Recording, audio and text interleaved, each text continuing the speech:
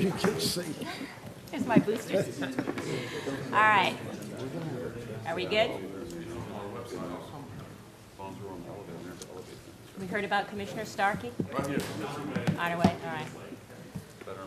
I don't matter. All right, I'm going to go ahead and call this meeting to order on this Thursday, January 11th. It is 10:02 a.m. I'm going to ask you to all please rise as we do the invocation and pledge of allegiance. Madam Clerk. O merciful Creator, your hand is open wide to satisfy the needs of every living creature. Make us thankful for your loving providence and grant that we, remembering the account that we must one day give, may be faithful stewards of your good gifts. Amen. Amen. I pledge allegiance to the flag of the United States of America and to the republic for which it stands, one nation, under God, indivisible, with liberty and justice for all. Thank you, and please be seated and roll call, Madam Clerk. Councilman Joe Starkey? Here. Mayor Gomez? Here. Councilman Lance Smith? Commissioner Ron Oakley? Here. Commissioner Mike Moore? Here. Commissioner Catherine Starkey? Commissioner Mike Wells? Here. Commissioner Jack Mariano? Here. Mayor Phil Hernandez? Here. Thank you. And I did hear from Councilman Smith. He had a conflict in his schedule today, so he would not be attending, but he did let us know. Thank you. And Happy New Year, everyone.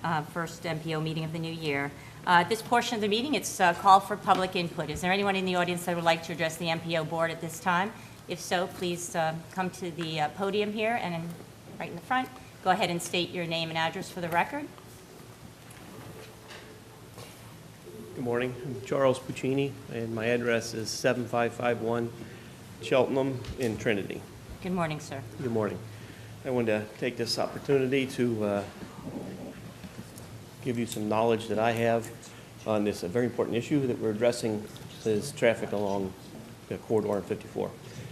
And felt the need to come forward and talk to you about this. This is the experience of my life. I've lived in northern Pinellas County before I moved to Trinity. Excuse me a minute. Is there? Can you guys hear him? I'm seeing some folks Is the saying. mic on? Yeah. Can we address that? I don't know. Sorry to interrupt you. It should be on. Folks in the back are not indicating they cannot hear you. You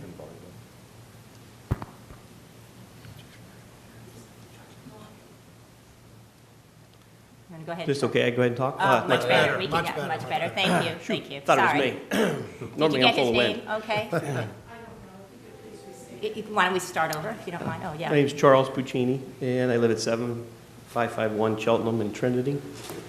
And I wanted to take the opportunity to come and address the board. This is, first I want to give a compliment. Set the tone of the meeting off for you. The vision and the effort that's being put in place now to supervise, if you will, the right word, for the management of the growth in the county is to be applauded for sure. And I'm saying this because I lived in northern Pinellas for the past 20 years, and I ran a geotechnical construction company. My office was in the exact center of Pinellas County at US 19 and Almerton Road. So every day I got to drive US 19 and watch this 20-year movie unfold on growth and development. And the reason US 19 developed and grew and then collapsed, if you will, economically, is because there's not an expressway. There's no way to go in the northern half of Pinellas County. We have this same condition in Pasco County, going east to west, where we do not have a quick way to move. So to make the story as short as possible, I watched the US 19 as the population in Pinellas County grew all those years. The development was all based on traffic volume. I'm also in the real estate business. So most of the investing is based on data, and it's based on how much traffic count you have in a certain area. So US 19 developed rapidly and grew tremendously, and then we all noticed, oh my God, there's a lot of cars. And the transportation groups solved the transportation problem. And in solving the transportation problem, without a look to the economy, turned out to be a bad solution. You can now move your car very rapidly through Pinellas County, but the economic development, as we all know, was terrible. And this was from being able to see your destination. Most of us, when we drive, we want to see where we're going, and if you can't see where you're going, then this is a problem for the businesses. Now, in Pasco County on 54, like I said, I was in the real estate business, so I'm now watching the most desired parcels are selling for $1 million an acre. And the only thing they pay for $1 million an acre is businesses that have high volumes, high volumes of sales. So what I'm here to caution about and compliment at the same time is that we pay very close attention to whatever the solution is to making sure that the traffic doesn't become effectively blocked. What I mean by that is blocked, of course, you're sitting in a car and you're not moving, but effectively blocked means not usable, and most importantly, not to the expectation of the investors who have invested in our county. So this is what I wanted to put forward, since the compliment is that we're putting all this effort in ahead of time for something that's however many years down the road, to please not forget about this. So what I'm asking is that there's some kind of effort from the county and the local governments to stay involved in the process as long as possible to make sure the solutions that are selected, and I mean all the way down to the means and methods of construction, do not effectively block and damage the economy in Pasco County. That's all I had to say. And Great. sure, don't forget to compliment that this is a great idea what you're doing here. Thank you, sir. Anyone else in the audience like to address the board this morning? Seeing none, we will move on to the approval of the minutes. I believe we just have today the November 9, 2017 minutes available. You've received. Are there any corrections, additions, deletions? If not, what's the pleasure of the board? Second. We have a motion, a second. All in favor signify by saying aye. Aye. Any opposed? Motion carries. Thank you. MPO Advisory Committee reports. We start today with the CAC. I don't see Ms. Miller, so we have the vice. Oh, trouble. Not Ms. Miller, but You are I understand correct. you're the vice chairperson? I am, so I'll cover that in here for you. Okay, great. And if you can give your name and address for the record, sir? And, Absolutely. Thank you. Rob Cirque, 3904 Sorrel Vine Drive, Wesley Chapel, 33544. Good morning and Happy New Year, everyone. My name, as I just said, is Rob Cirque. I represent District 2 on the MPO Citizens Advisory Committee. The CAC meeting held on January 3rd was very informative and contained quality, open discussion, along with subject-specific presentations. Although we did not have a quorum, all votes were cast on a consensus basis, and we did have a couple of members listening in via the conference line. Action items were as followed. The first action item was our annual election of officers. Kelly Miller was reelected for a second term as chairwoman, and I have been elected this year's vice chair for the MPO COC. Ms. Kelly was unable to attend today's meeting due to a scheduling conflict. However, she would like to wish everyone a Happy New Year, and she'll be here at the next one. The committee had a thorough and lengthy discussion about both the UPWP and the transit planning funding for both Section 5307 and 5305. We recommend approval of both item numbers. We were then provided information on our ranking as one of the counties with the highest traffic fatalities and accidents in the state. Since this is the first year for this review, the committee set the bar high when discussing safety, performance, and measures. We hope when you review this, you'll agree with the goals recommended. As you will hear later in the meeting, there were a number of recommended alternatives to the 5456 task force. Discussion specifically for the CAC centered more around the actual process than the recommendations in general, because some of the task force members were also members of that in the CAC, and so we felt it better to just talk about the process. And as a whole, we all agreed that the process was done very well for the Vision 5456 task force. Lastly, we approved recommendations to the task order number MPO 18-008, socioeconomic data. I will quickly review the status report, as I know you'll also see these later on. Our status report included a presentation from AECOM about the 2045 LRTP MetroQuest outreach update and FDOT responses on fiscal year 2019 through 23 tentative work program. Future topics to be discussed will include further crash rate analysis for Pasco County, Ridge Road extension, and waterfront overlay district plan in Port Richey. Thank you for your support of the MPO CAC. On behalf of the CAC, we look forward to working together during 2018 to assist with making Pasco County the best it can be. Thank you, sir. Other questions on the CAC report? Thanks for stepping up, Rob. You're welcome. Thank you, sir, and Happy New Year to you as You well. got it. Thank you for your service. Appreciate it.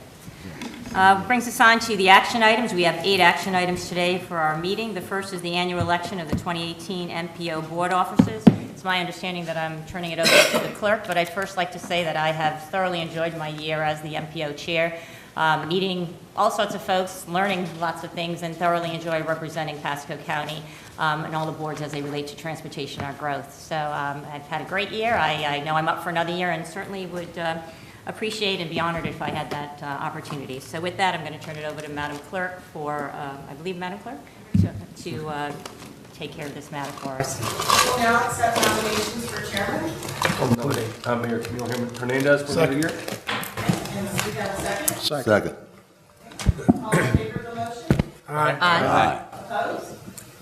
Motion carries. Oh, thank you. Oh, well, that was easy, and thank you for your confidence. I look forward to another great year, and this job is made so easy with the help of the MPO staff. Your knowledge and your guidance and all of that, certainly looking forward to a great year, so thank you. You weren't expecting debate, were you? You never know in this job, right? With that, we'll go on to the next very important position, and that is for Vice Chair of the MPO, and at this time, I will open the board for nominations for Vice Chair. I nominate Councilman Starkey as vice chair. Second.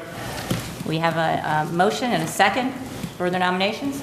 With that, we have a motion and a second. All in favor signify by saying aye. Aye. Any opposed? Motion carries. Congratulations, sir. I look forward to another year working with you.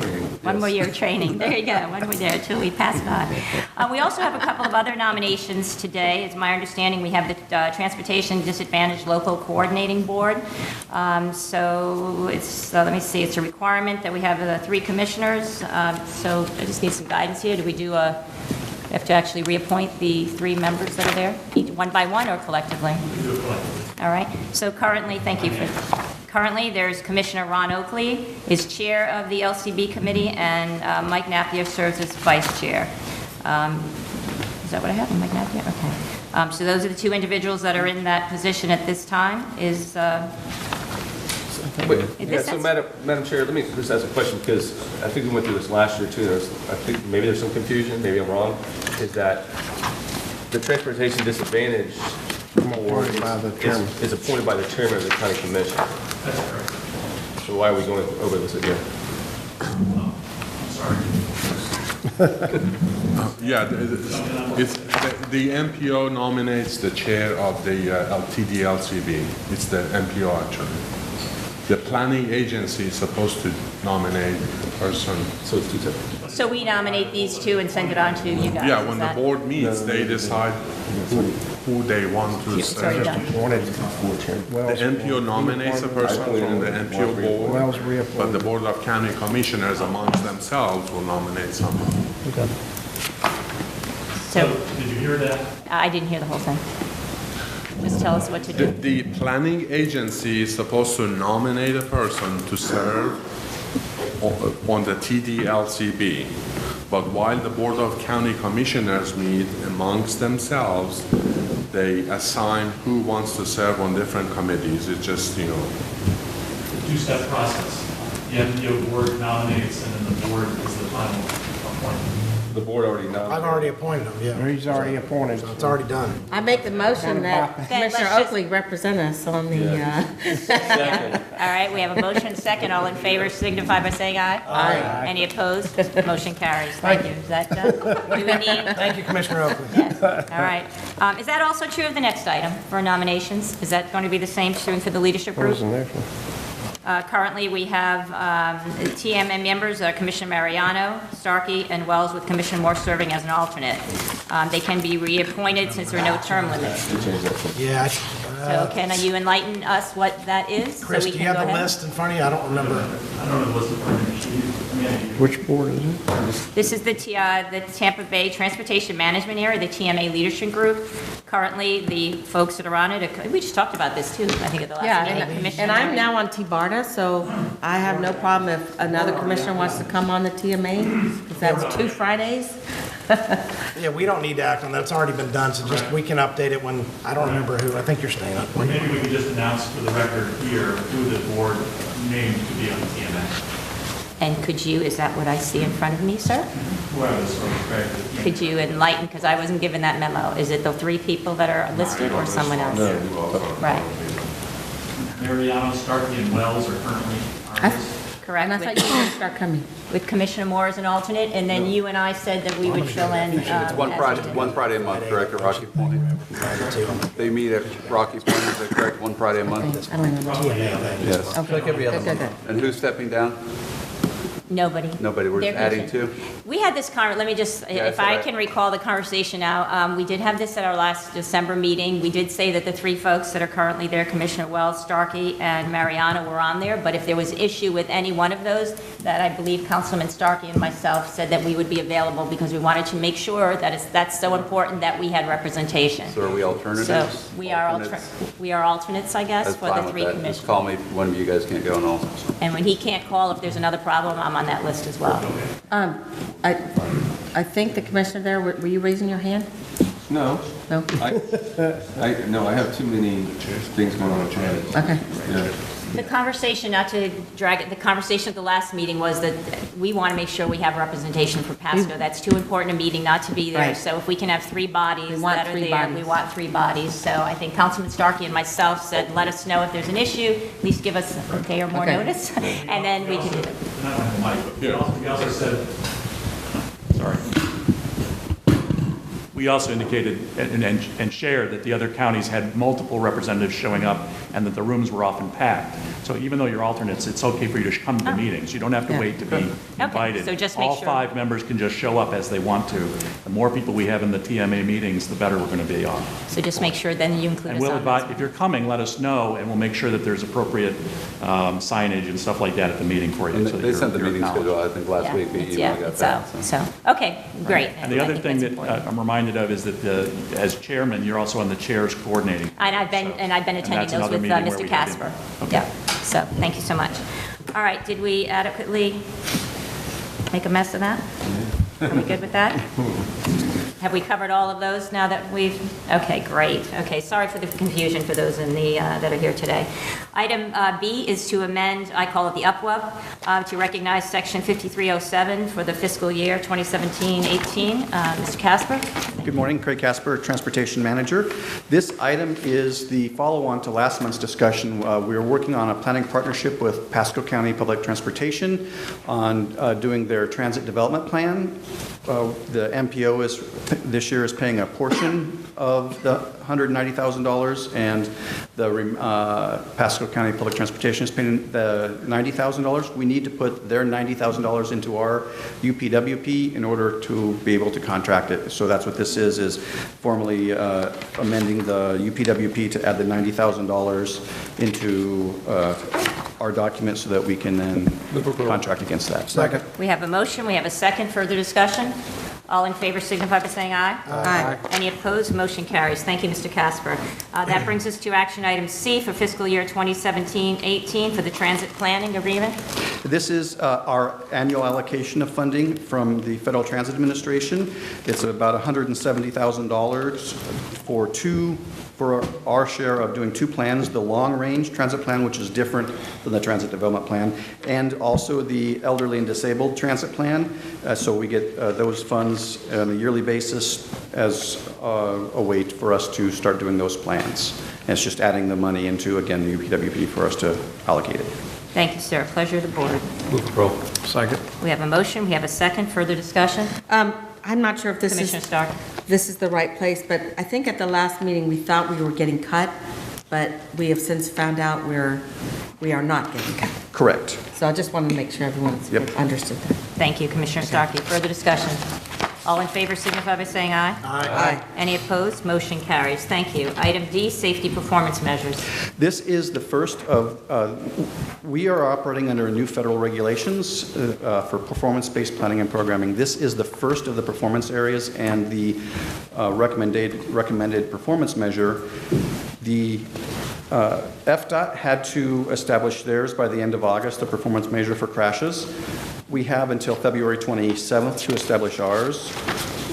The MPO can choose to support the FDOT performance measure or establish our own. So we are supporting the long-range Vision Zero performance target, and then for the short-range performance targets, we are instead of supporting the proportional FDOT target, we are trying to get to be average. Pasco County has a higher, noticeably higher in some cases, fatality rate and injury rate, and so our short-term goal is to move that down to just be average for the state.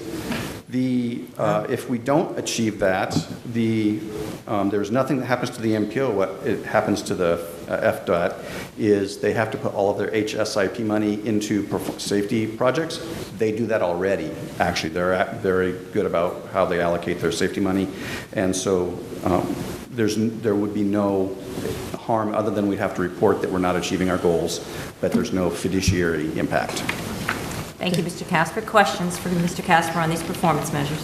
So I'm reading this where it says the injury crash rate in Pasco County is 24.07 per 100 million vehicle VMT, I guess? Yes. And the statewide rate is 10.22, so we're more than double? Yes, right. What are we attributing that to? That's horrible.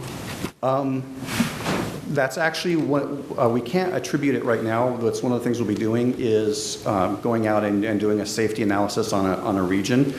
We have identified some hot spots, but it's a combination of some engineering, a lot of behavior, a lot of distracted driving is based on cursory analysis. But that would be distractions all over the state. I don't know why we would be more distracted than anybody else. I think a lot of fatalities off US 19. As you know, the city had lobbied to try to get state funding for a pedestrian overpass, and that was vetoed in the money. That's one of our black spots. We can continue to work on that. The city's willing to contribute funding as well, but we have to get at least one of those pedestrian overpasses on 19 in West Pasco. With this, we've actually had some discussions with a safety analysis firm about some state-of-the-art software that could help us do some analysis in this.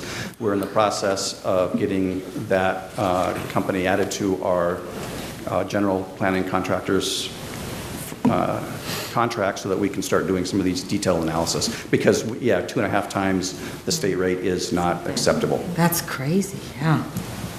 Great. And the state of Florida is the worst in the country, by the way. What'd you say? The state of Florida is the worst in the country. And where, are we the worst in the state of Florida? If not, we're pretty close. I think we are actually the worst county for injuries in the state. We might be the worst of the worst. Commissioner Mariano. You know, and US 19 comes directly to mind. So the overpass that you were talking about down Marine Parkway, the underpass over by Catches, those things need to be, I think, put full scale. I know it's probably not scheduled for this agenda item here coming up, but I think those two items need to get pushed forward. But I think more importantly, with DOT's help, let's go study where these hot spots are. Let's go find out where these crashes are, because you know, as an insurance agent as well, this is affecting our people's pocketbooks, because these rate crashes will affect the policies, the premiums that people are going to pay as well. So, as well as fatalities for safety, I mean, there's just so many economic variables. I would hope that we could actually maybe work with DOT, and maybe someone from DOT can speak to this. Is there a way you have this data that we can go look at? Is it US 19? Is it 41? We actually have every crash record for the past 7 years. FDOT's provided it to us. So how do we compile it? Because No, it's in a database. We just need to get the software to analyze it, and that's what we're in the process of doing, is getting that software that we can do. So over half of our crashes are we have 264 signalized intersections. Over half of our crashes happen at those 265 locations. What we need to do is figure out at each location what's the problem. And so that's what the software will help us do. And we will have that, hopefully next month, you'll be seeing that as an add-on to our contract. You know, this needs to be a big focus of this MPO this year. I mean, this is really not acceptable for us. Yeah. Agreed, yeah. Sir. Mayor Masad? Yes, sir. You're aware of the initiative from Tallahassee to move texting while driving to a higher. I think that will do better than any of the studies you can find. Yep. We've grown 18% over the year in fatalities. I think that would be throughout the state. Yeah, but that's happening all over the state, so there's something different here. Pasco County To set us so motorized. far, 2.5 times above everywhere else. More drugs, less enforcement. I don't know. I'm looking forward to finding out what your So are we. study shows us. So additional questions on this. Today, you're asking us to approve the, right, or see if we want to add anything in addition to what we currently have? Yes, so it's, just to refresh, it is that the Board of Directors approve the Vision Zero long-range plan and the statewide average as a short-term performance measure for the 5 national safety measures until such time as the locally refined measures. We'll be working with Pinellas County, Hillsborough County, and FDOT District 7 to refine measures as part of our long-range planning process over the next year, year and a half, but as an interim to adopt a statewide average and the Vision Zero as the long. Thank you, sir. What is the pleasure of the board on these initiatives and measures? Move approval. Second. We have a motion, we have a second. Further discussion? All in favor signify by saying aye. Aye. Any opposed? Motion carries. Thank you. Item E is the Vision 5456 recommended set of alternatives. Mr. Pasco. Okay, and so last month, we had a discussion about underpasses as an option. And Mr. Puccini, you heard from him earlier, and I'll invite him up here in a second. So I've had a meeting with him and some meetings with the consultants and with FDOT, and we did not look at underpasses at any step so far as part of our analysis of this corridor.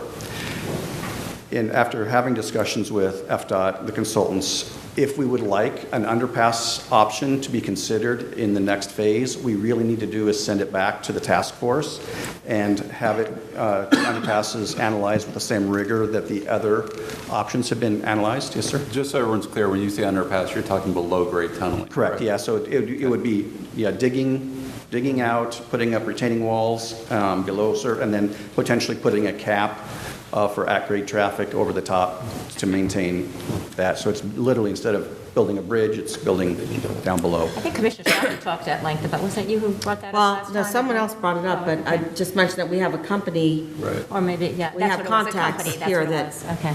are the biggest tunnelers in the world. So. And so, like I said, if we do want to consider that in the next phase, we need to send it back to the task force to be evaluated. So we can either have the discussion about that. An issue is we don't have funding for that. That would, in talking to the consultants, it's about a $35,000 add-on, and we need to identify a source of funding for that $35,000. Commissioner Moore? So I'm sorry, it's $35,000 in additional costs for what? To analyze underpass options, because there's different issues between an overpass and an underpass. Sure. And so it would be just analyzing the underpass and seeing how it measures against the other metrics that we analyzed. So what did it cost to analyze the overpasses in the last round? I don't know. I would guess each one's probably in the $35,000 range, but we analyzed a series of them. The whole contract's a little over $300,000. Right. So, Interesting. I mean, how long would that process take? it started before I got here. Sure, but to analyze just the underpass, this is a small portion. Oh, yeah, it would probably be a 60 or 90 day. I mean, it's a pretty quick turn. The contracting process would actually take longer than the analysis part. So would it take somebody 60 to 90 days to analyze what the cost would be for an underpass? What the costs, impacts against the other metrics that we analyzed the other alternatives against. Well, 'cause what we need to avoid doing is breaking our own process, trying to put an alternative in at the last minute.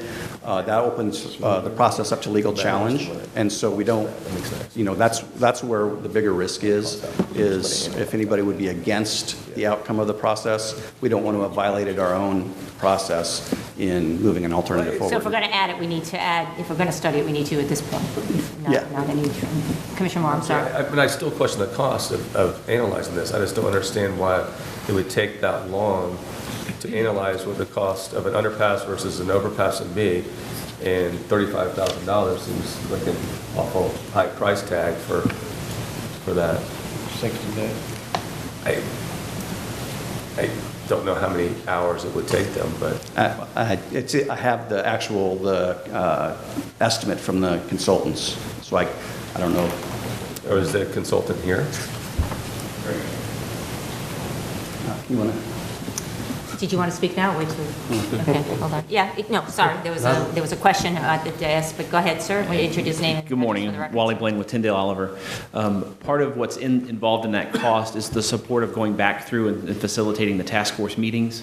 So when we were doing multiple alternatives, we were going to the task force, so that cost really wasn't divided across the alternatives. The portion of that cost for doing the actual analysis and evaluation assessment is probably closer to the $15,000 range. What we're working at then is the coordination facilitation with staff, with DOT on what those are, going back through the task force, updating and revising documentation and presentation support. So I can appreciate that, but all that we may be asking is for you just to go ahead and analyze what the cost of the underpasses would be. So I think what we would look at for the cost and what I don't know why you need to get a whole group of people together to do that. Sure, I understand that. And so from my understanding from the cost side of that, Mr. Casper's talked to the designer and has an estimate of that. There's also been coordination on that. So I don't think if you're just looking for what a relational cost is for that alternative compared to the others, I don't know that we need to do all that. I think that's a separate ask. Our understanding is what when we talked with staff was if that alternative was to go back to the task force and work through that process, what would it be? And so that is a more inclusive than kind of just looking at what the cost is. Okay, so just to continue for a second, I mean, if that's analyzed, I'm sure our staff could get together the task force and get them together and ask them what their thoughts are on that option without having to go through the song and dance of having consultants come in and lead the meetings and coordinate the meetings. I don't know. I agree with that. $20,000 to bring it back to the task force, to me, it sounds a bit absurd. But I guess I'm looking for input just for my clarification from all the MPO board members. Is this something that you think we should definitely look into, the underpass? I do. I think we should see if it's an option or not. Well, if the price tag comes to be something. 15. I mean, if you I come think we should back, look well, at the it. 15 is to get to analyze the price is what I'm hearing. But if it Yeah. comes back with a number isn't that what we're looking at to see Yeah. what that If option's it's in going to cost? reality. If it's an unrealistic number to even Yeah. consider, then right away we know there's no point in even going Right. further. I just think we should be looking at every option and all options, and that, because eventually this is going to come in front of this board, and it's going to come in front of the Board of County Commissioners. We should be able to see every possible option that's available. So we need to spend We owe that to the 15. citizens. right, so owe we the need to spend the taxpayers to look at it. 15,000 to see if the number then, so we can then add the 20, I guess, to that other additional 20. If we decide at that point, if you come back and say, okay, it's a number that we think is worth moving on and getting the task force together, at that point, do we have that option to invoke that next step or not? So, let me turn it. I think that's what we're trying to figure out. So, yes, I think you can. It sounds like what you want to do is you want the consultant just to look at the cost of the underpass. Yes. Correct. Okay, so you can make a decision about whether you even want to send it back to the task force or not. Correct. To look at that.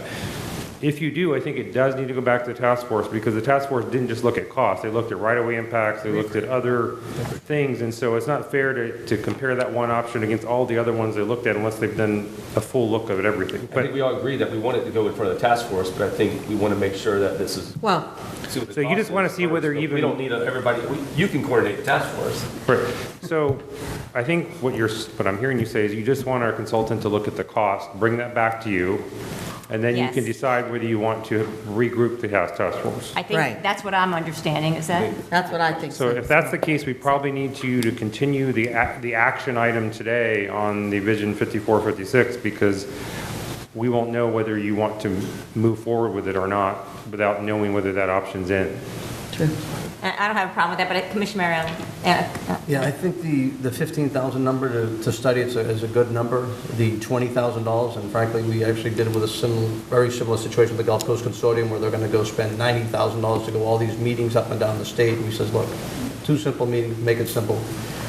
We've got to find a way to get that number down from 20,000 to 2 or 3 grand, and somehow we should be able to coordinate. I think we should somehow coordinate ahead of time to have the task force ready to go when the study's done. We can meet so we don't delay this another 30 or 60, 90 Right. days to go through the process. But again, I agree, 15 grand's a decent number. 35 to have a meeting on top of that is ridiculous, so somehow we got to work a better number.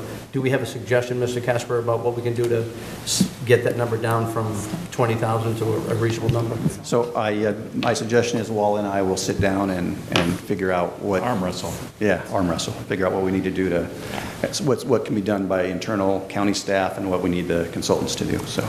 Yeah, I know we've done that at the city where we've taken options to do that and had intern, yeah, it saves a whole lot of money. So I think Mayor Massa, you had a question? On a broader scope, you mentioned earlier, if we don't do the analyses, then we're crossing our own protocols. Do you have any numbers that say when we do these analyses, they're positive and we go forward, are they positive or negative? I mean, do the analyses you do support what you were trying to get to? And not to prevaricate, but some of them do, some of them don't. So why do we have that protocol to do them? If we want to use federal money, then we have to go through. That's part of the deal. Then that's part of the deal. You know what Mark Twain said? 3 kind of lies: lies, damn lies, and statistics. Yep. So. All right, so what I'm hearing from you today is that we would continue this item on, but we need a motion to go ahead and proceed with the $15,000 to look at this underpass cost. So, go ahead, Commissioner Wong. Excuse me. And I just want to make sure, I think we're all in agreement of that. I mean, I think we owe it to the citizens, owe it to the county, owe it to the taxpayers to look at every possible option. We had a gentleman that spoke a little while ago to the board and mentioned about what happened on 19, about how it affected the businesses negatively. And this is one option that possibly could keep that from happening. So I'm not saying it's the right option, but again, I think we need to look at every single possibility. If not, we're going to keep coming back and back and back. When we review this, it should be almost a final product where we can make those choices from. Are we all in agreement? Yeah. I totally agree. I have a question though. Commissioner Stein. Are we asking them to study one intersection or all intersections? This is primarily focused on the 5441. Okay, just wanted clarification on that. But I will tell you that if it's feasible at 5441, is almost certainly going to be feasible on other parts of the Okay, I'm it's excited and anxious to hear your report.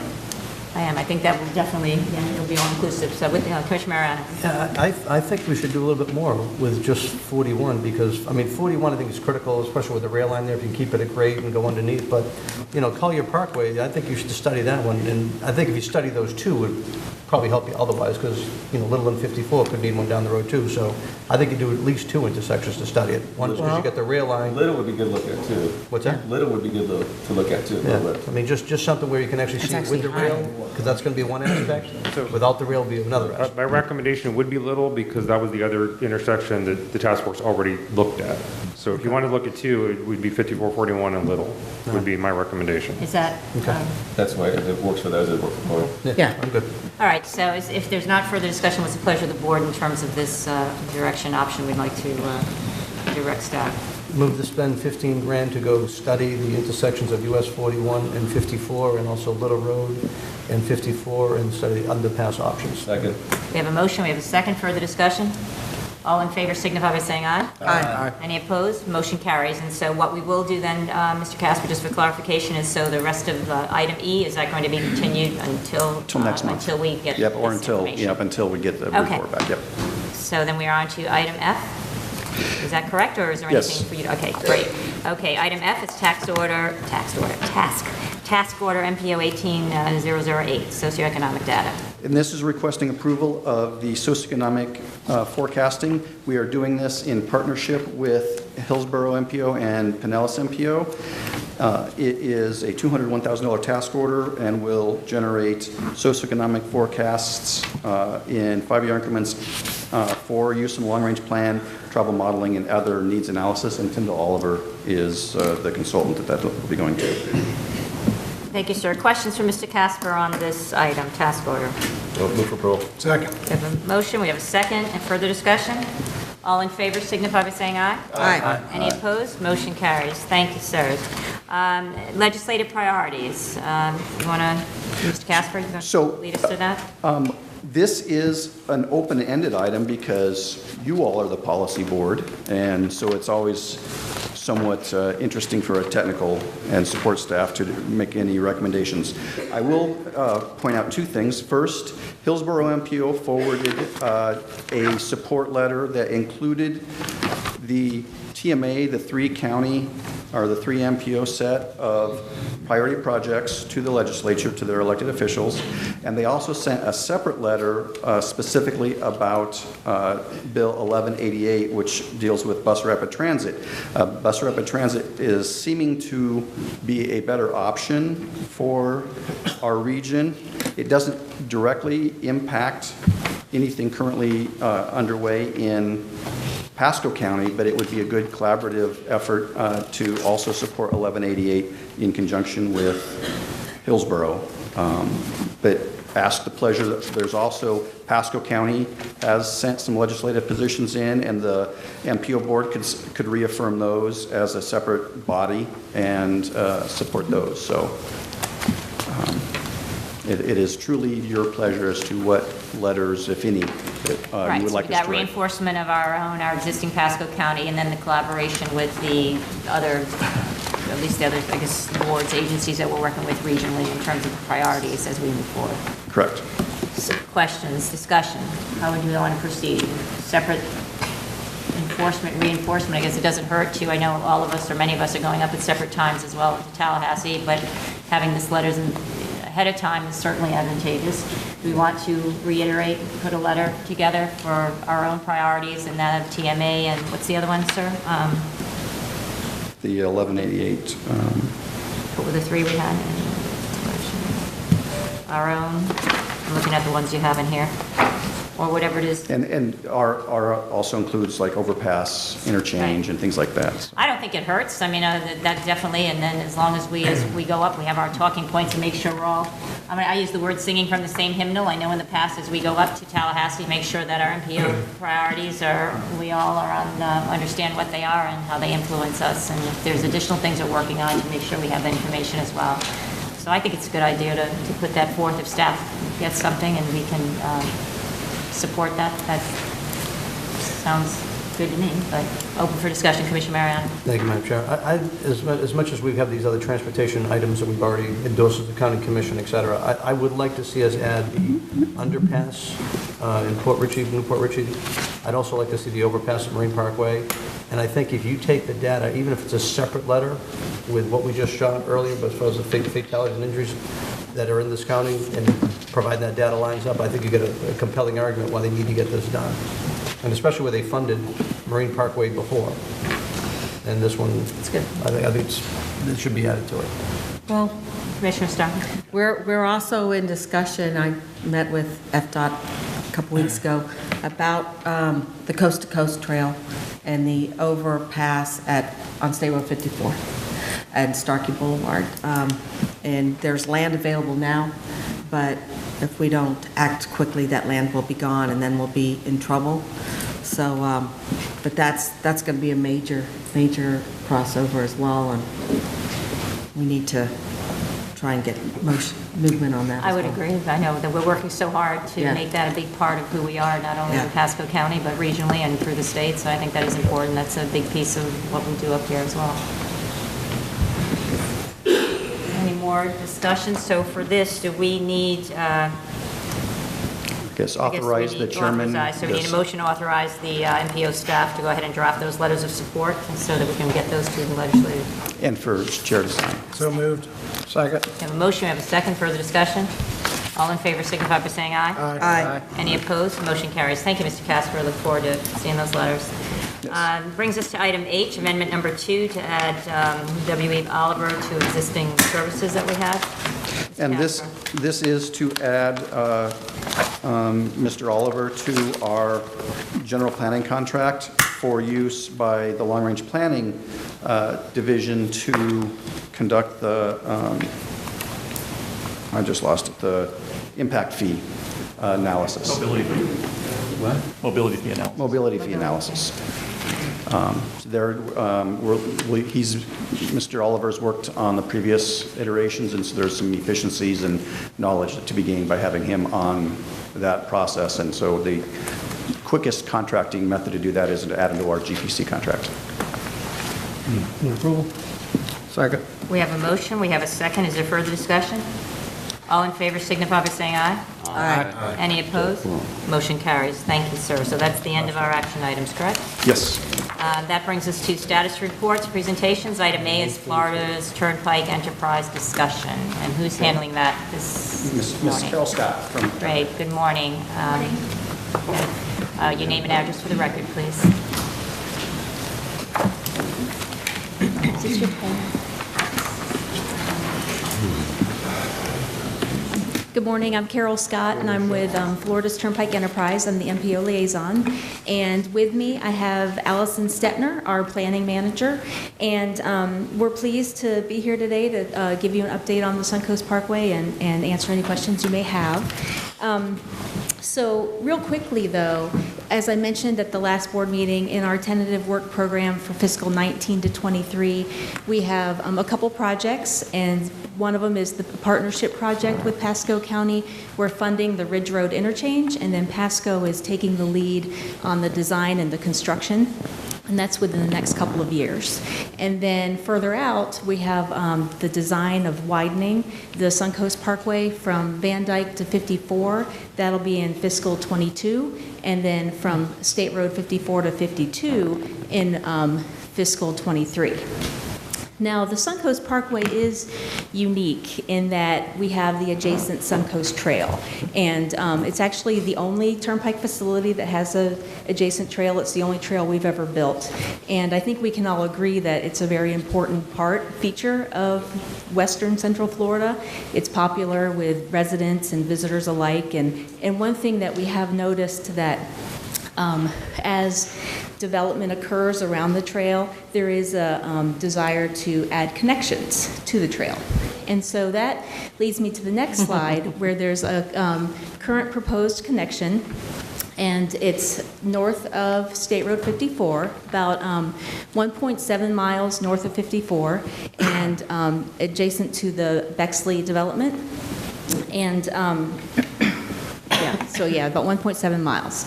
And then here's kind of a rendering of the proposal. And what they're proposing is at Sandy Branch, which is it's designed and permitted as a wildlife crossing.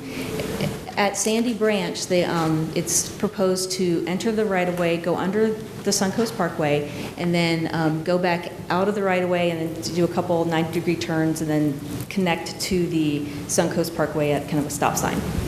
So for me, it's kind of hard for me to picture what that would look like. So we went out and we took some pictures of the area just to familiarize you. I know you're familiar with your area, but we don't get to stop on the Suncoast Parkway very often and look around. So here's the crossing underneath the bridge and at Sandy Branch.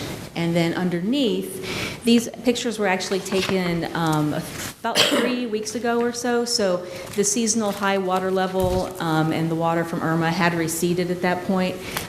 This area is in a designated floodplain by FEMA, and some of the elevation is below the seasonal high water level. So that's something that we are taking into account when we evaluate the proposal. And just a real quick history background. Oh, yes, Mr. So have you met with the engineers that have designed the underpass? Have you seen their? Yeah, okay, in 2016, they submitted the proposal, and what it is, it's submitted into our ERC, which is the electronic reviews comments. That's how all the projects are reviewed. And so the Turnpike reviewed it and provided the comments back, and the proposers responded to some of the comments, but there are some of the comments that have been unresolved, and we're willing to meet. We have staff, technical staff that would like to meet. It just hasn't happened yet. I think we have an upcoming meeting. Is Ralph Lair here? He's in Tallahassee. Okay, so Ralph and I are coming to your Turkey Lake? Mm-hmm. Yes. We thought we were going to meet in Tallahassee, but it turns out your offices are over there. So I haven't seen the latest correspondence, but I know we're working on a date. Just for the MPO's information, Clearview Designs has designed the underpass, and it makes, one of the issues was the height was 8 feet at grade, and, I mean, less than 8 feet, and the Turnpike really wanted an 8-foot separation, I guess, for bikers, but there's ways that you can deal with that, and the engineers had come up with some very creative ways to deal with that, and to deal with the water levels. Involves a pump and pumping out the water. Although I bike the trail in Starkey Park. I don't know if any of you do, and it is at grade, the new addition, and we do have to go through water sometimes. So bikers are used to that. But this would be a temporary way to get from one side of the Suncoast to the other, because right now there is no way to get from one side to the other. It is like the Chinese wall. And we're looking for an overpass when Tower goes over. Can you go back on the map for a second? Well, actually, if I can go forward, I think you're talking about what we have in the green for the alternative connection to Yes. Tower. Are you going to speak to that in a second?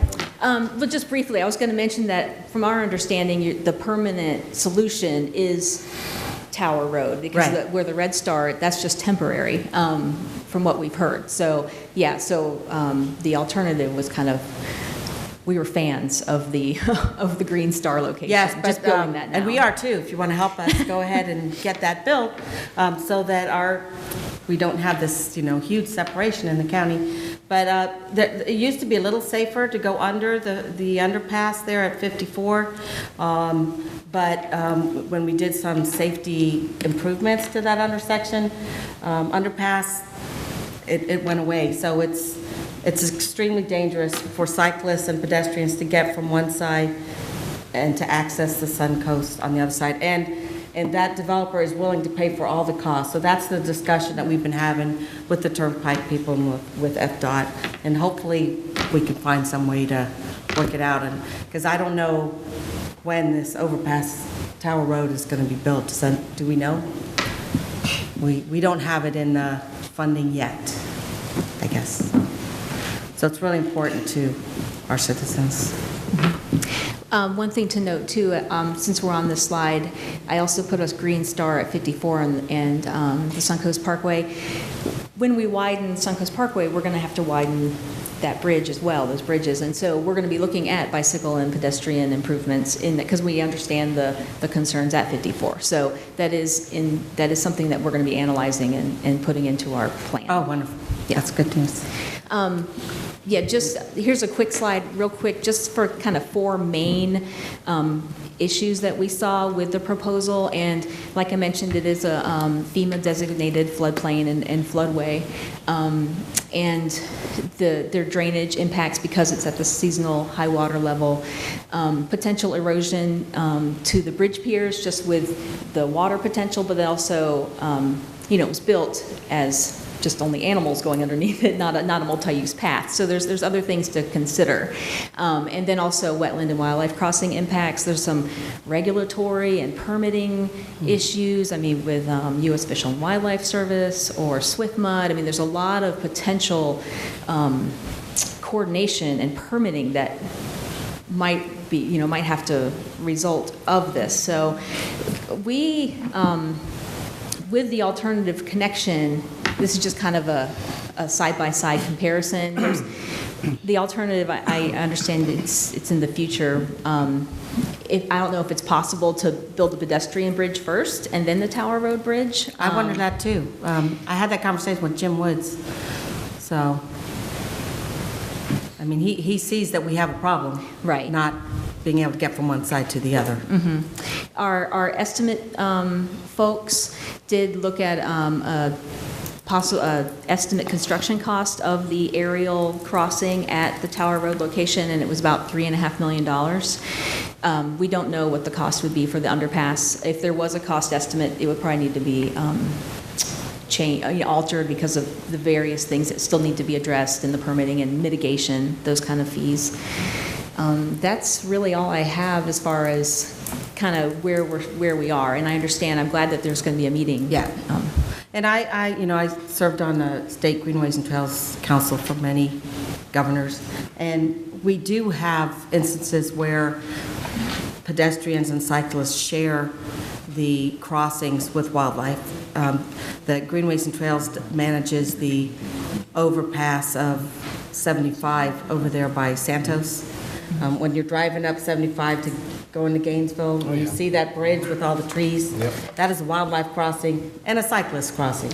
And I've been over it a few times, and so it works for animals and people at the same time, so it does happen. But hey, anyway, any solution we can find, we're all ears, so we just need a solution. Thank you for your presentation. Are there any questions, further discussion? Commissioner Mariano? Yeah, a little more discussion too. On the underpass, I mean, if that water is going to flood and people are going to go under, I mean, it's just a... Well, they have, you could talk, Jordan's not here, I don't have the paperwork, but they have a solution for that. Yeah, I mean, I don't know who's going to pay for the pumps, but I know we have floods. No, going Bexley, on. the developer's willing to cover the cost. And I love to see us work with Bexley to get that done, especially if they're willing to go pay for it and get it. Try to work that in and get that done, even if it means ahead of time. So I think that's a much better way to go than try to work the underpass way first. So put the money into the best project and get it done quick. You mean the overpass? The overpass. Well, Bexley didn't willing to pay for the overpass. They were willing to pay for the temporary underpass. I don't know about the overpass. But because we need it done sooner than later. We might need to, again, look to our But again, legislation to help If you get us. heavy waters that come in through the summertime, you're going to be shutting it down for 3 months. Well, Then you gotta try we to pump it passed, somewhere. that Sandy Branch goes over the Starkey Trail as well. So, and that trail in the park is that great. And yeah, you get some water, but it's still passable. And maybe just during those high water times, you can't use that. You know, but during all the other times, maybe you can. Hey, I think the best solution is to go ahead and build the pedestrian overpass. So that would be where I think we should put our emphasis. Maybe Bexley will pay part of it. But anyway, so with that said, that's my thought there. Now, let me ask you this. As far as Tower Road goes, we just did this study, as you just heard, all over the 54, 56 corridor. We're looking at doing tunnels now to cover the bridges because people don't like the overpasses.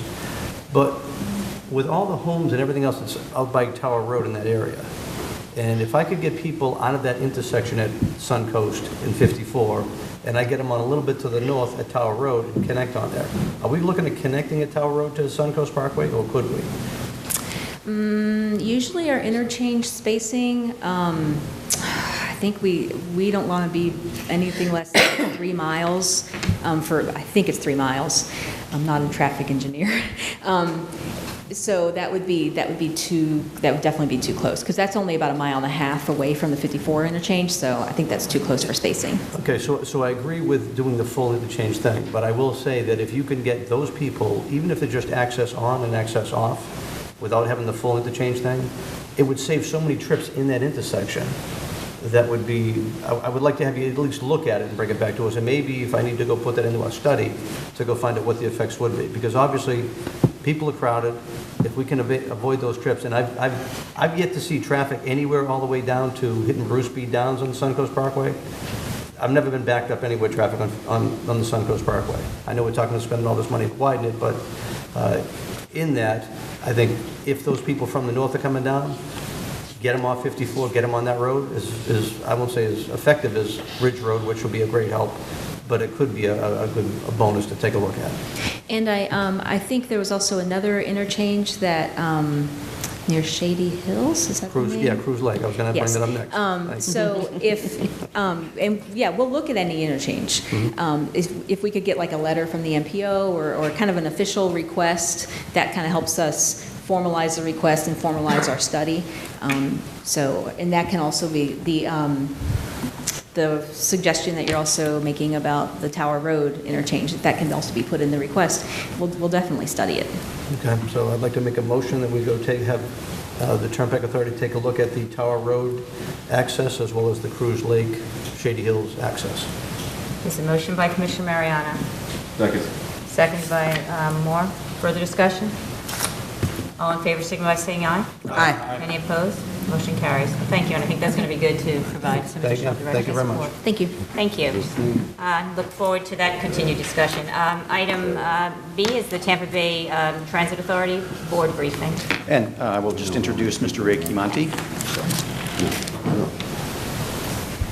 Good morning, sir. We know you, Thank but you. your name and address for the record. Good morning, board members. While they're setting that up, I just kind of want to remind you how this study came about.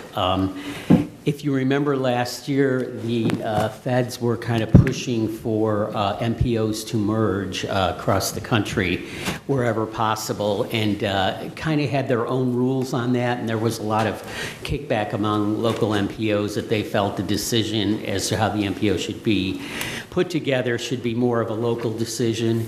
That legislation went away with the new administration in Washington, so that push is not on anymore. This is totally kind of our choice on this study now, whether some type of change in our regional coordination makes sense. So we don't have that hanging over us at this point.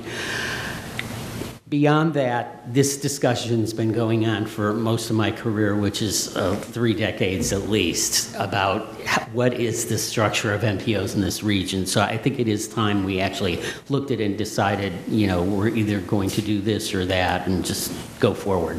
So that's what this study is about, and I'm going to give you kind of an update of where we are in it right now. The study basically builds on, and some of you probably participated in this, the Collaboratives Lab workshop in May of 2017. The idea was to define what successful regional coordination looks like for Tampa Bay. Identify barriers, examine the feasibility of an MPO merger, and look at viable options, and then build consensus at the end of this process. We're pretty much at the end of phase 1, which is validating our goals, outlining existing conditions, county and state level policies that could affect where we're going. The phase we're going into is to identify relevant peer regions and MPOs. I will tell you where the study is now, we already know there is no region that exactly or even too closely resembles the Tampa Bay area as far as the way we're configured. We are somewhat unique. Part of that is that we have 400 square miles of water smack in the center of our metropolitan area that most cities like Atlanta or Orlando don't have. So we aren't the same as everybody else. Out of this, we're going to develop case studies. And then into phase 3, we'll have another collaborative lab meeting and talk about how to move forward and what we move forward with. Going into a little bit more detail on phase 1, again, we did summarize those areas of interest from the workshop. We have had listening sessions with directors of the MPOs in the region and some elected officials. There is a difference in how projects are prioritized among the different MPOs. There is a difference in the structure of governance. I guess a good way to describe that is Pinellas County has a very different structure of governance than Pasco does or Hillsborough does. Very city-oriented. There, obviously, they have 20 cities there, so it's different. So we have to figure out how we look at all these things and how we deal with those issues. And then there's funding sources and uses. What effect does that have on the funding of our MPOs in this region? Benefits and drawbacks. Again, case studies in phase 2, which we're moving into, is looking at those case studies of other structures. One thing we have to keep in mind, and a decision that we'll have to make, is that some peer MPOs that are somewhat similar to the Tampa Bay area may have state laws that are different than we have that enables them to be a different type of agency. So we have to look at that. We have to decide if we want to make a change that involves legislative changes, do we want to do that, or do we want to live with the legislation at the state level the way it is? So those are all issues that are going to come up to think about. This will highlight key findings, again, to the principles of definition of the successes that the first workshop we had identified, and then outline several options for stronger regional coordination, and also including if you merged, for example, the 3 MPOs, what would be the best possible way that could look in the most palatable way, and of course, move forward from there. And then again, in phase 3, getting all this information back to the MPOs to basically make decisions and move forward with whatever seems to be the direction that the MPOs want to go in.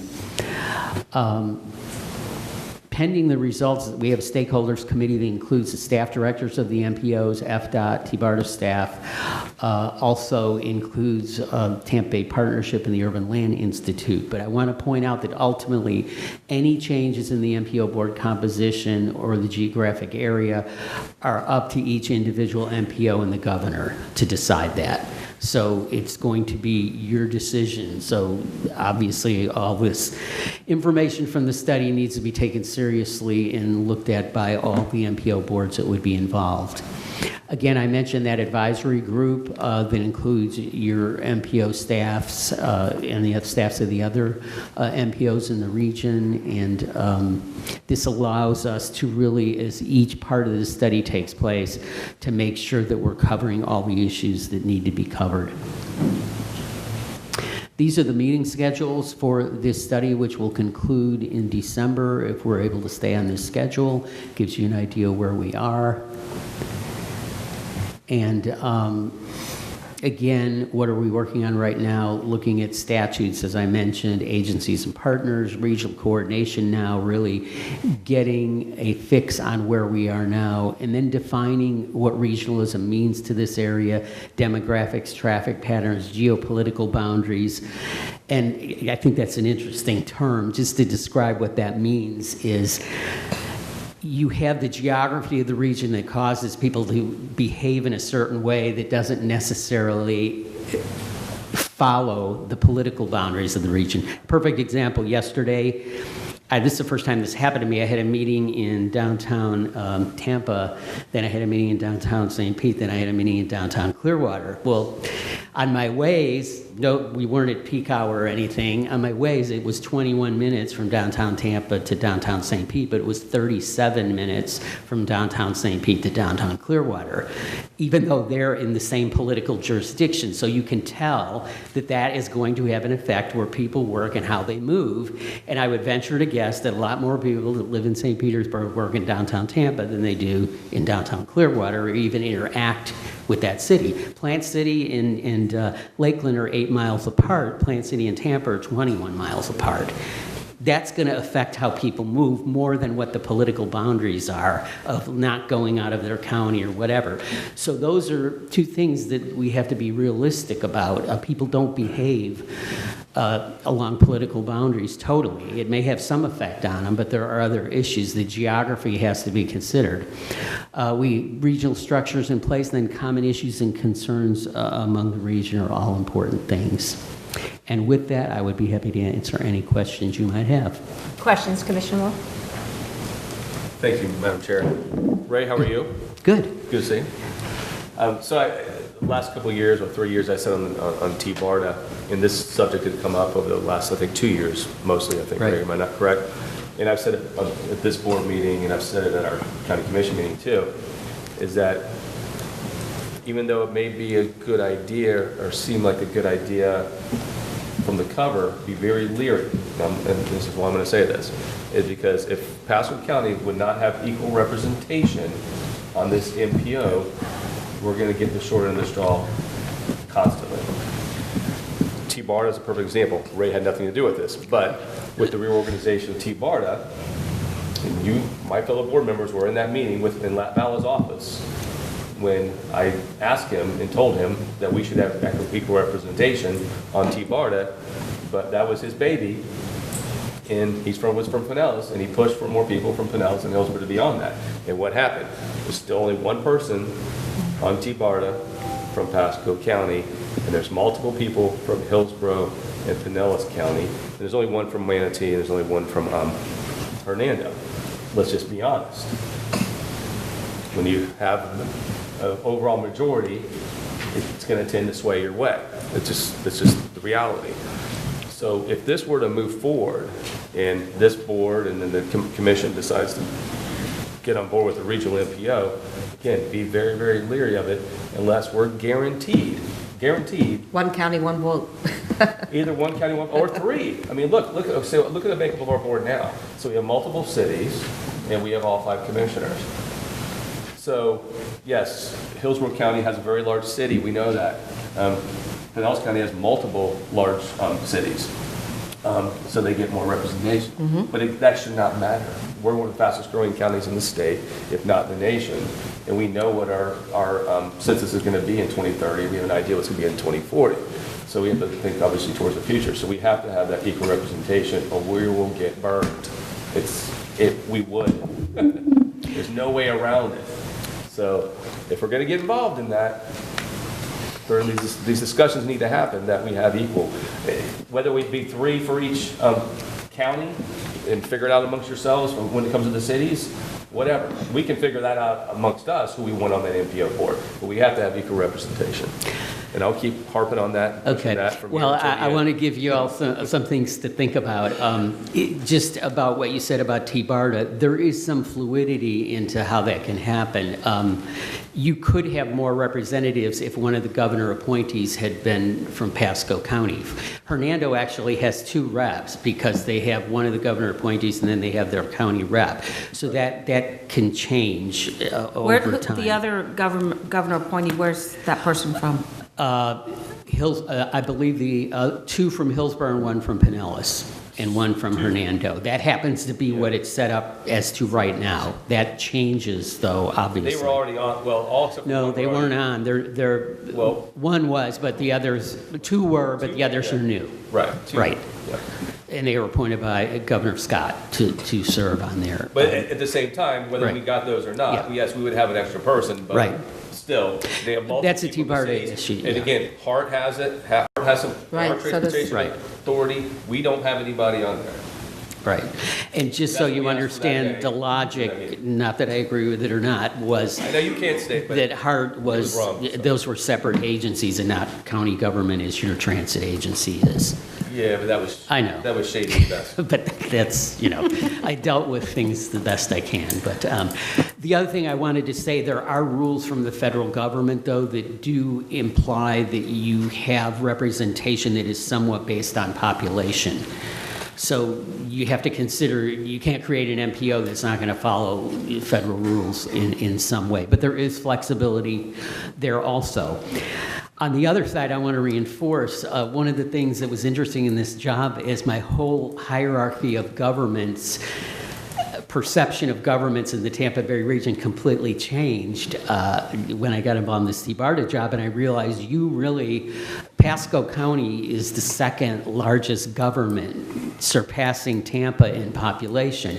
I realized that when I went to your center on Little Road, and I thought, wow, this is like huge. This is like a big deal, like Hillsborough. Much bigger than Pinellas. Pinellas, their unincorporated area is only about 200,000 people. They're dominated by the cities, but as far as governments go, it's unincorporated. Hillsborough County is the big dog. You guys are 2nd. Tampa's probably 3rd, but then, you kind of go down the thing. But you are a very important part of this region, and you are growing, as evidence of all the development you have along 54, Wesley Chapel. It's so different than Pasco County was 20 or 30 years ago. And so you do need to have a strong voice at the table, and you certainly interact with the other counties in this region. So I certainly will, monitor this whole process. I just want something fair and sensible to come out of this, and maybe it isn't sensible to combine them. I mean, that's a possibility, but this scope says that you have to show how you would do it. So it needs to be put together in the most rational way that meets rules, unless you're going to change them, and look at that. And I know at the collaborative workshop as well as the listening sessions that I know several of us have done that, I think going back to Commissioner Moore's point, I think that constantly comes up in not only the need for that representation, not only based on our existing population, but the fact that we are growing so fast. Right. And then just the cities and just, yeah, that just, so I think that's important if they're truly going to take the information that they're collecting by attendance at all of these workshops and sessions that they're spending time doing. Hopefully, as we reiterate that and the importance of that comes out. And I know that's another thing that's happened is when we have had these sessions is, again, the representation and our presence there, because it always seems like somehow, and it's, I know when we, Commissioner Mariano, myself, and Kelly Miller and a few others, we were just like the little fish in this huge pond of all these other people, and so that wasn't really to our advantage, so we need to make sure we Well, continue to I have think that presence. that we have to be realistic. What happens with Pinellas County, they're the odd man out, their style of government. My experience with any regional entity is there's always somebody from Pinellas County to go. They have 6 times as many elected officials in Pinellas County as Hillsborough has. When you add up all the council people from all those cities and all that, you will always have a full representation from Pinellas County, but you won't always have it from Pasco, Hillsborough, Hernando, or the other ones. They just simply don't have the deep field to always be at every meeting like Pinellas does. And Well, it is that's just important, I something said, we're that- growing like crazy, it is very Right. important, so, Mr. Starkey. Because we don't have large cities, maybe as we look at the makeup, maybe we should be compensated for that fact and still include our cities. If it's going by population, maybe there's a little asterisk around Pasco County that, or maybe it's like the largest cities are represented and don't go by population. I personally see the advantage to having one MPO, but I agree with Commissioner Moore that not if we are, not represented. Well, I think it needs to be fair. I mean, that's realistic. It needs to be fair. Yeah.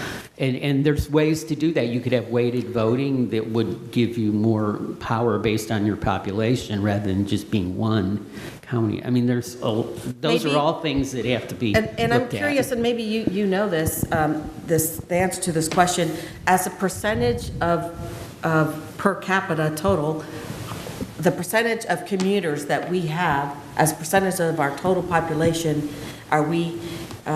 is our number equal to the other counties that migrate out? No, you're the anomaly there. You have the highest percentage of commuters at about 50% of your workers work in another county. Nobody else comes close to that in percentage. See, that's an important Now, Hillsborough fact. has a lower number, but it's still a lot of people because it's bigger, but no, you have the highest number, I think, and the highest percentage. Okay, that was my. So this regionalization, and we've talked about that, there's good and bad, right? It's very important that we work regionally. I know in some of these meetings I've been with Mr. Casper, that whole regional approach and the importance of how we can get more money. I know Commissioner Mariano has spoken at that in detail. So there's a lot of advantages, but I think it's a fair representation of our county, especially since the fastest growing. And that really, I think that's, being from one of the cities, that is a concern I hear all the time about this conversation, that, there's a lot of great things about it, but we want to make sure that our voices are represented and heard. So. And that's why I'm glad that you talked about the TMA too, especially this upcoming meeting is extremely important because that's when the plan for the regional transit idea is going to be presented. And that's going to be a longer meeting that's going to last, I believe, till 2 o'clock. Right. You guys are going to have about 2 hours to go over a lot of detailed information. So that's an important meeting. Any other, Commissioner Mariano? Yeah, and Ray, thanks for bringing up about that TMA meeting, because that will run all the way to 2 o'clock. We're actually providing lunch. I strongly recommend, if you're ever going to go to a TMA meeting, this is the one to go to. This is when you're going to see all the presentation. To talk about representation, one of the things I didn't like about the T-bar to set up was PSTA is there, Hart's there, and Pasco County's left out. Correct. So there's another seat that we're missing as well. Correct. I strongly believe that, one of the first things that I think that T-bar should be doing is getting a regional bus system altogether. I mean, you just saw Hart had to go cut some roads back, exploding up on them, what are they going to do next? So that regional setup is critical, because when you're going from one county to another county, and sometimes a third, you want to make it seamless across the board. All these connection points are not good. When I look at the benefits, now, if we are one voice, that's a huge benefit. Miami-Dade has worked at it really well. Orlando's working it really well. Let's say these 3 counties and Hernando are not doing the same. And when I say that, when I look at the presentation from the CCC and what they had for projects, and if you looked at the TMA, there was like one little common denominator that was there, and it was only like one small bullet with the CCC, and that was one of the rail projects. That got changed, but that one voice, it kind of seemed ironic having it up on the screen at the same time we're in a meeting we're hearing two voices completely different. So there are benefits to it, but again, somehow the representation's got to be there. And as much as population is important, I think where growth is going to go and where square footage or square miles needs to be factored in there as well. And if it's just up to a governor to make those appointments, they're going to sway one scale to another scale. I mean, clearly we're not always positioned that way. So I mean, it's good to have the conversation to bring it forward. Right. But we got to look at all the things to make sure it's going to work for everybody, and not just a core. What's the TMA meeting date? Did you say that? I'm looking at it. Next Friday. Next Friday. Okay, thank you. Yeah. May I ask? Yes, sir. Could just quickly give me a pro to this merger. What is the?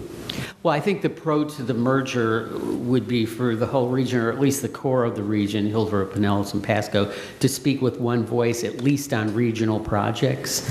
And that's another issue too. You know, maybe if you merge, maybe local projects are still handled more locally. I mean, like your talk about the underpass on the trail, that doesn't really, to me, rise to something you'd want to discuss at a regional level where somebody in Hillsborough County is weighing in on that decision. So that's the kind of things we have to figure out. But I think on regional projects, I mean, the idea is you're speaking with one voice in Tallahassee and in Washington. Okay. Now, if this board decides not to, what is it, a democracy? Three of them want it. You have power. This board has power not to do, the way the president rules are set up, it's the governor and the actual MPO board of each county. So if Pinellas and Hillsborough want to merge and you don't, you have the power not to do that if you decide not to do it or whatever. Yes, you have the power. I think Commissioner Moore is correct, and I don't see us getting equal representation with this, however you write the language. Commissioner Mariano. You know, Ray, it's another great point you just bring up there. You know, if we somehow set up, the MPO can take care of our things, whether it be overpasses or other things that are just separate to Pasco as well as the other counties that only affect them, and we still had control over that type of thing, I think that would be good. But when we look at, let's say, a rail project, if you're going to look at the bus transit to make it coordinate, those to me are the two big cores. Yeah, I think if you focus to that and kind of work that through, I mean, even with the connections that are with the rail line system right now, if you saw what they were picking out, they're not even factoring in from Brooksville down 41 to 54. It's only south of that they're actually picking it up all the way down by Oldsmar, actually even below Oldsmar, because they're skipping that out too. I mean, those are the type of things that can bring the region together. And I will tell you, when CSX and Bob O'Malley came to do his first presentation on what potential lines were available, I mean, the whole room erupted with enthusiasm about, you know what, this rail line project is something we can all get together and say, you know what, this is good for everybody, for the region. So I think bus transit, rail, those things together, and maybe collecting some of the arterials together that help connect everything. If you can focus to that and leave the smaller things away, I think our fears of, you know, getting left out as far as our other projects want to get done, that maybe they can get addressed. Right. It's just figuring out how to do that. It's going to be difficult, but the conversation's a good one to have. Oh, absolutely. No matter what, I think good will come out of this. No matter what the end result is, it'll be a step forward. We just don't know what step yet. Thank you, sir. Additional questions? Thank you for the update. Thank you very much. Look forward to the future meetings. Item C is the 2045 long-range planning And request. Without the regional consolidation study, we are continuing to work regionally. This item is one of the examples of that. Right now, the concept for the TMA long-range transportation plan is to create the first 50 pages that are the plan for the 3 MPOs consolidated, and then each MPO would have its own 50 pages. So we're looking at, theoretically, like a 200-page plan. This scope of work is the first step of that unified message. It is going out with a single software, single portal, MetroQuest, for all 3 MPOs for the shared portion of the TMA, for the TMA Leadership Group. It's a 3-part project, creating a MetroQuest to serve out, to coordinate what the regional messages are among the 3 different MPOs, and then to do a survey of the region to determine the public's views of the regional messages. So just want to share that with you and look for any comments. Right now, we are looking to go out, start serving this information out to the public early summer, June, maybe as late as July, to start seeing those regional messages. So. Questions? No. Yes? No? All set? Okay, cool. Thank you, sir. And then last item on our status reports is FDOT responses, and I see District Secretary for 7 So- here. I'm not sure if you're handling that or... Well, we sent our response letters and got a response back from Secretary Gwynn. He answered all of our questions, but if he'd like to speak, you're good? Yeah, so all of our questions did get answered. And I think we have a good relationship going forward, good lines of communication. Great, thank you. I know we've got several representatives today, so welcome. With that, any notes on other businesses and anything else you want to handle there? A couple. We mentioned the safety. So the 3 MPOs, the TMA group are sponsoring. Actually, it's grown far beyond what we initially conceived. We're having a safety summit, and so you'll see the information regarding that in your packet if you would like to attend. There is a registration fee, but if you would like to do that, like to attend, let us know, and the MPO can work with you on that.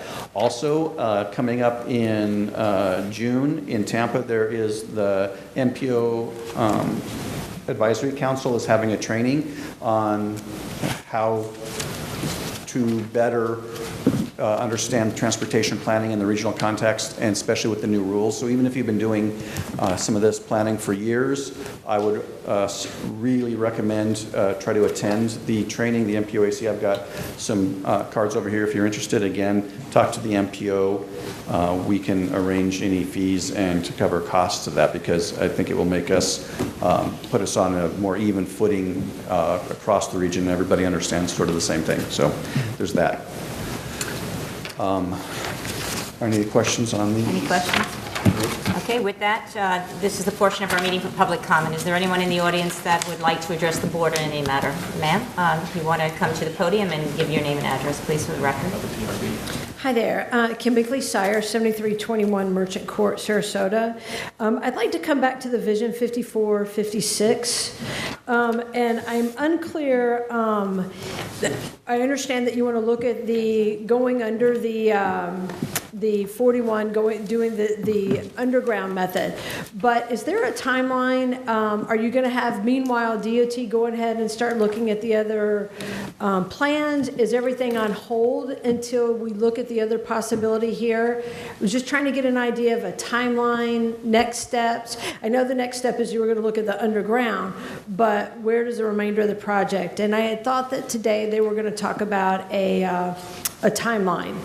So I'm going to let Mr. Casper just address that. I know this is public comment, but I don't know if because we did talk about how we were going to proceed. Mr. Casper, you want to just address that very briefly? Totally.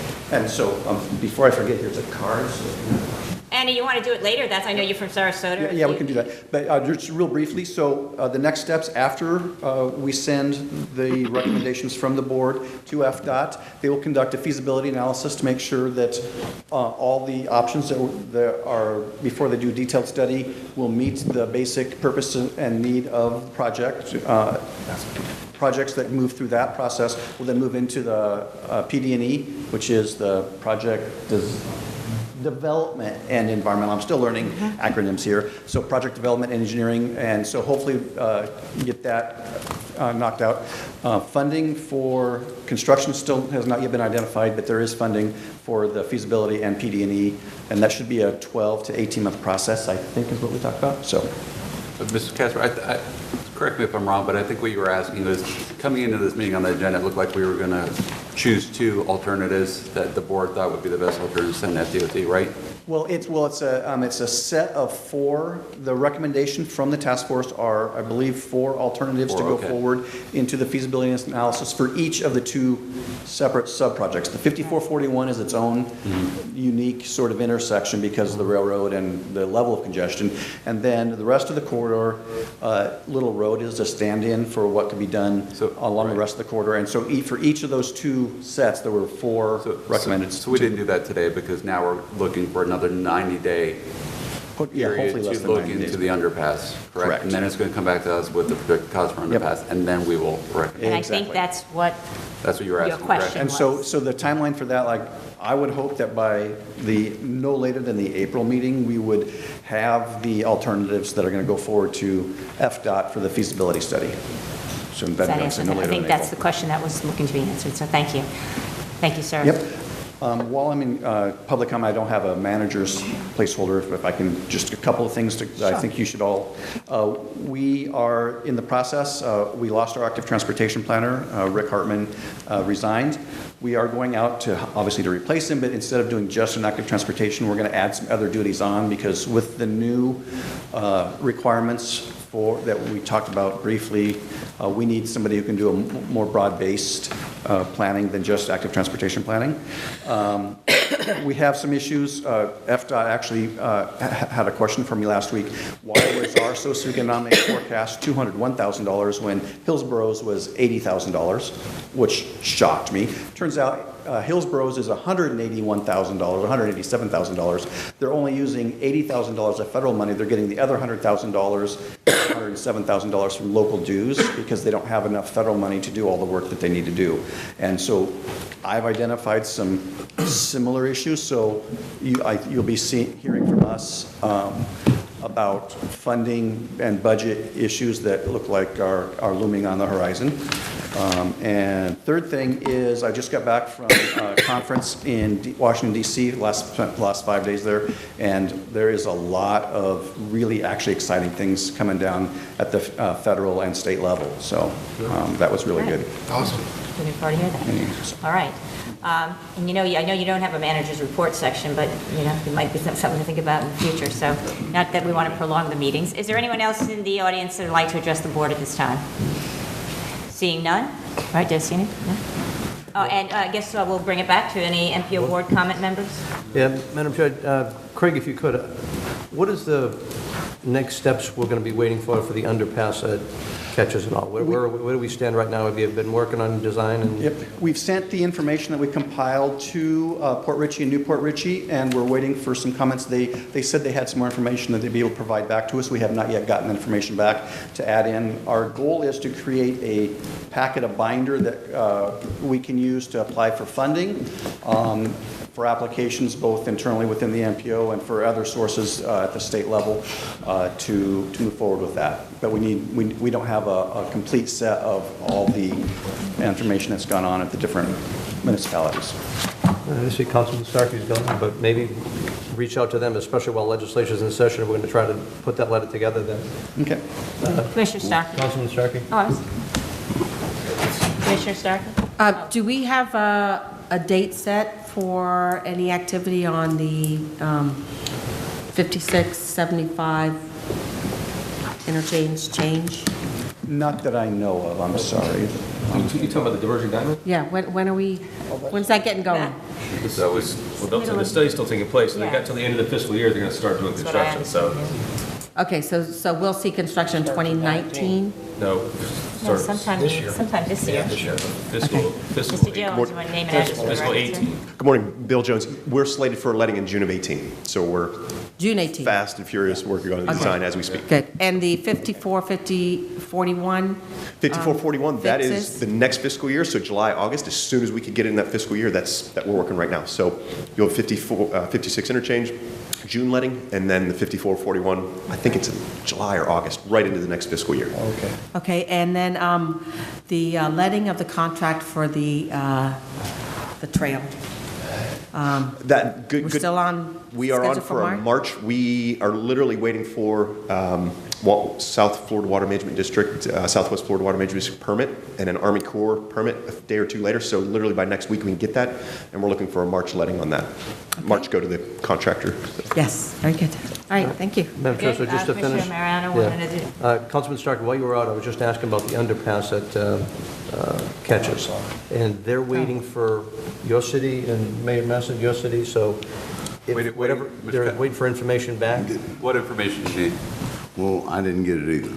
Okay.